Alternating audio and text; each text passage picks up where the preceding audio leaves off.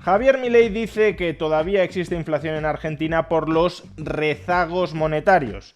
Pues bien, no estoy de acuerdo y en este vídeo voy a explicar por qué. Veámoslo. Javier Milei ha repetido en muchísimas ocasiones que la inflación es siempre y en todo lugar un fenómeno monetario. Una frase con la que estoy esencialmente de acuerdo, pero que en apariencia contrasta con los más recientes datos de inflación en Argentina. A pesar de que la oferta de pasivos estatales por parte del Estado argentino y por parte del Banco Central de la República Argentina ha dejado de aumentar, la oferta de moneda estatal no está creciendo. A pesar de ello, la inflación en Argentina se resiste a bajar, se resiste a converger a cifras similares a las de cualquier otro país desarrollado.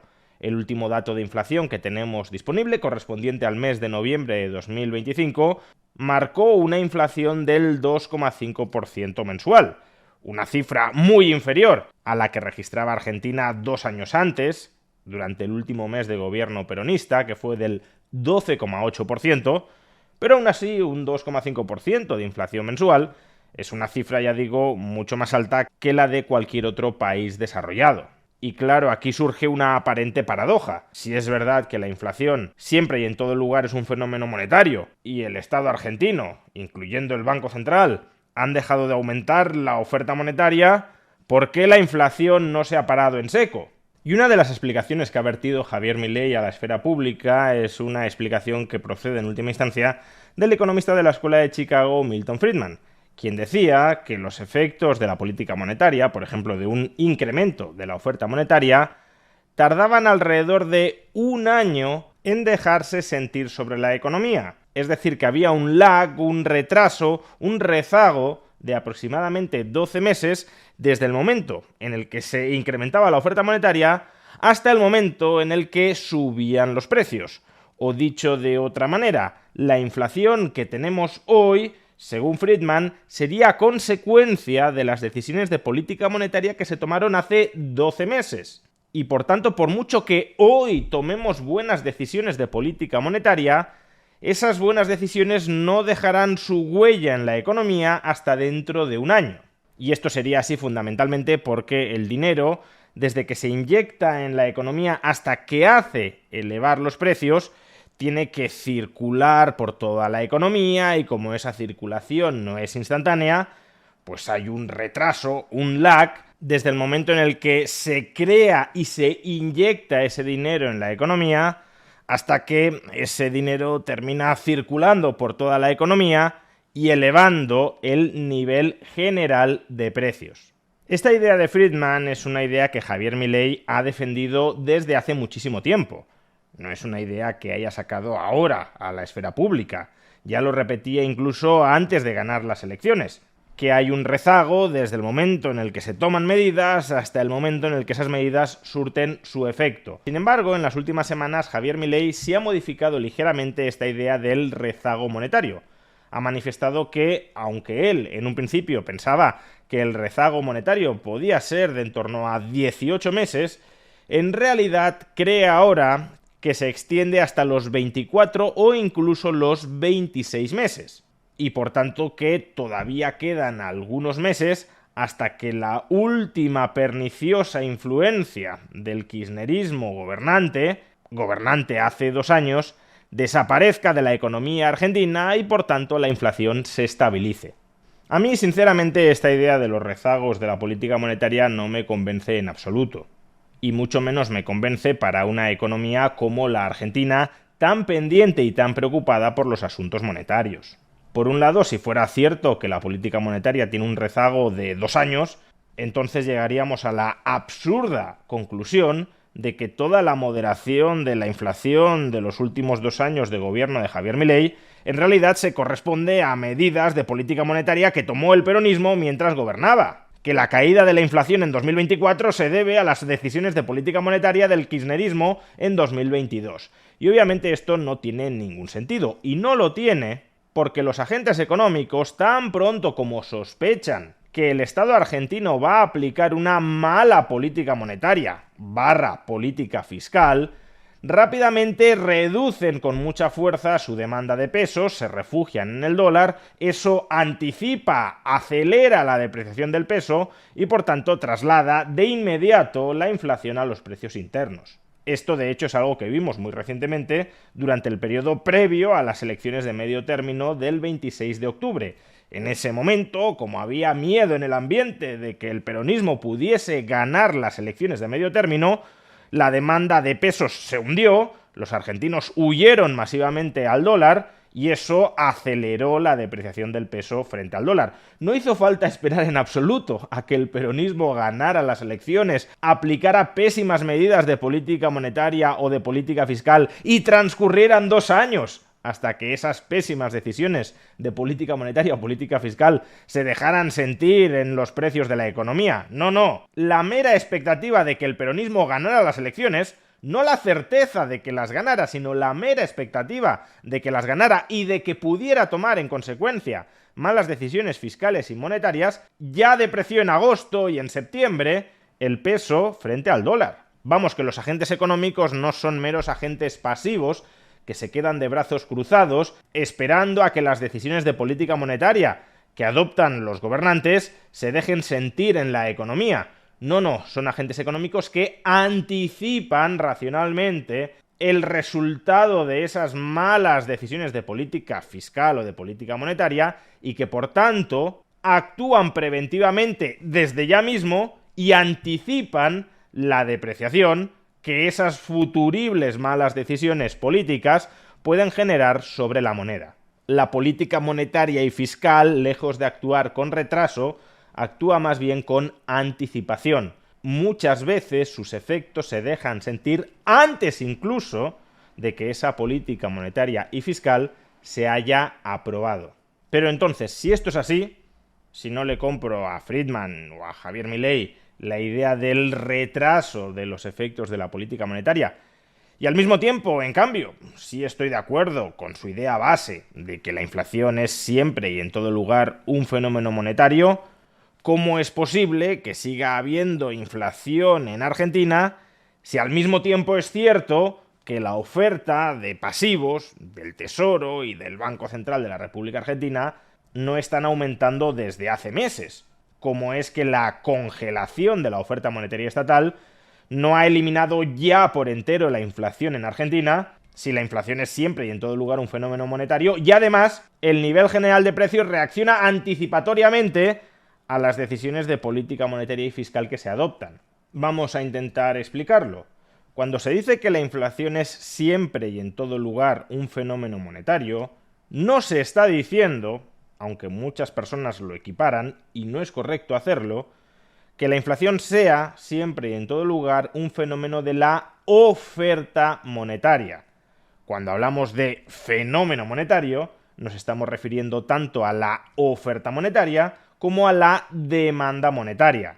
El dinero puede perder valor, generando en consecuencia inflación, tanto porque la oferta monetaria aumenta más que la demanda monetaria, cuanto porque la demanda monetaria cae más de lo que se reduce la oferta monetaria. Si la oferta monetaria estatal se halla congelada en Argentina, entonces toda la inflación que aún hoy está experimentando la economía ha de venir de caídas de la demanda monetaria, es decir, de una reducción de la demanda de pesos. ¿Y por qué se reduce la demanda de pesos? Pues hay varias razones. La primera razón, más de corto plazo, pero que puede tener una cierta persistencia, es algo así como una especie de profecía autocumplida. Si los argentinos anticipan que el mes que viene va a haber una inflación del 3% en pesos, entonces los argentinos van a intentar refugiarse en otros activos, incluyendo el dólar, para protegerse frente a esa inflación del 3%. Que los argentinos vendan pesos para comprar otras cosas, lo que hace es reducir la demanda de pesos, lo que hace es reducir la cantidad de pesos que los argentinos quieren tener en su balance. Por ello, la expectativa de que la inflación va a persistir puede generar endógenamente una reducción de la demanda de dinero, de la demanda de pesos, que engendre la propia inflación. Obviamente esto es algo que con el tiempo se tiende a corregir. Conforme vas generando confianza en la moneda, la inflación va cayendo y entonces se revisan a la baja las expectativas de inflación. Eso hace que se reduzca menos la demanda de dinero, que la inflación sea cada vez más baja y por tanto termina llegando un punto en el que la inflación es muy baja o casi inexistente y la demanda de pesos se estabiliza. Oferta de pesos estabilizada y demanda de pesos estabilizada significa valor del peso estabilizado y por tanto ausencia de inflación. Pero no hemos llegado ni mucho menos a ese punto. Pero además de estas razones coyunturales de corto plazo, existen razones más estructurales que desestabilizan la demanda de pesos. Y es que el peso, dentro de la mentalidad argentina, es una mala moneda. Es una mala moneda porque el peso, en última instancia, es un pasivo del Estado argentino. Es una deuda no convertible del Estado argentino. Y el Estado argentino tiene muy mala reputación, con razón, como deudor. El Estado argentino históricamente ha incumplido sus compromisos contractuales, ya sea mediante un repudio formal de su deuda o mediante inflaciones galopantes o incluso hiperinflaciones. Por tanto, en la medida en que los argentinos, no digamos ya los inversores extranjeros, tienen memoria, esa memoria se traduce en mala reputación de los pasivos del Estado argentino y por tanto en una frágil demanda de pesos. Es verdad que Javier Milei ha hecho mucho para reflotar la reputación del Estado argentino, y eso es algo que podemos ver con mucha claridad en la compresión del riesgo país, en la compresión de la prima de riesgo, pero de la misma manera que el riesgo país sigue sin ser cero, y no es cero a pesar del superávit presupuestario, y no lo es porque la reputación del Estado argentino sigue siendo mala, pues entonces la demanda de pesos sigue siendo una demanda frágil. Una demanda además potencialmente muy volátil, tan volátil como lo que vimos antes de las elecciones de medio término, que hubo una fuga masiva hacia el dólar, porque en un escenario en el que el peronismo pudiese regresar al poder, nadie quería tener pesos. Pues bien, esta fragilidad de la demanda de pesos es una razón que estructuralmente pesa mucho a la hora de conseguir anclar y estabilizar la demanda de pesos. Y en tercer lugar, y precisamente porque la demanda de pesos es muy frágil y muy volátil, el Estado argentino trata de estabilizarla, de darle previsibilidad a través de un esquema cambiario diseñado justamente para que el tipo de cambio entre el peso y el dólar no sea susceptible de fluctuar abruptamente. Es decir, que el Estado argentino bajo Javier Milei, consciente de la mala reputación que tiene sus pasivos, intenta de alguna manera cuidar, estabilizar el valor de esos pasivos en el mercado justamente para que las expectativas de inflación vayan bajando y por tanto la demanda de pesos se vaya estabilizando. Y esta idea de que el Estado intente evitar la volatilidad drástica, abrupta, del tipo de cambio del peso frente al dólar para anclar y estabilizar las expectativas de inflación, es una idea que en principio tiene sentido. No es una idea ni mucho menos que yo critique, como hacen muchos otros economistas, incluyendo economistas liberales en Argentina, que lo ven como una especie de intervencionismo estatal. Intervencionismo podrá ser que el Estado emita dinero, que el dinero que tenemos hoy en día sea un dinero estatal, pero que el Estado intente estabilizar y cuidar el valor del dinero que emite no es un intervencionismo adicional, es algo consustancial a la propia emisión de dinero estatal. Como digo, yo no me opongo de entrada a que existan mecanismos de estabilización cambiaria como los que hoy en día están vigentes en Argentina. Sin embargo, hay que ser consciente también de los peligros que estos mecanismos de estabilización cambiaria tienen de cara a anclar las expectativas. Si estos mecanismos de estabilización cambiaria se van modificando continuamente, si pasamos de un crawling peg a un tipo de cambio flotante entre bandas que aumentan a un porcentaje constante cada mes, a un tipo de cambio flotante entre bandas que aumentan cada mes al ritmo de la inflación, entonces se genera ruido, se genera incertidumbre sobre cuál va a ser el régimen cambiario futuro de la economía.